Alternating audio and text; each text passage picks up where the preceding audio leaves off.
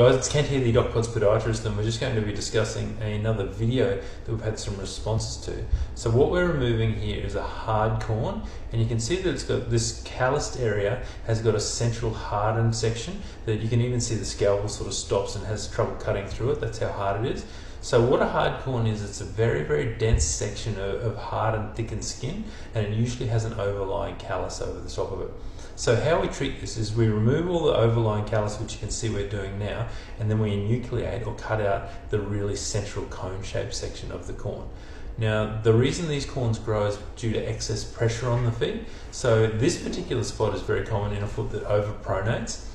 So when the foot pronates or rolls in, it puts more pressure on the inside of the foot than the outside, and it causes the skin to thicken and harden. And unfortunately, this thickened, hardened skin causes more pressure, which causes the skin to thicken and harden even further.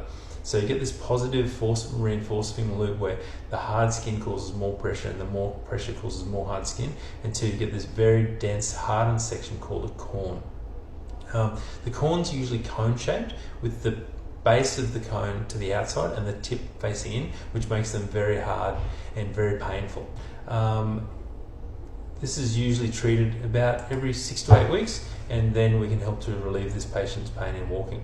We'd also treat this patient with a good supportive shoe and a soft insole to take some of the weight in the arch and also cushion the forefoot area. Thanks.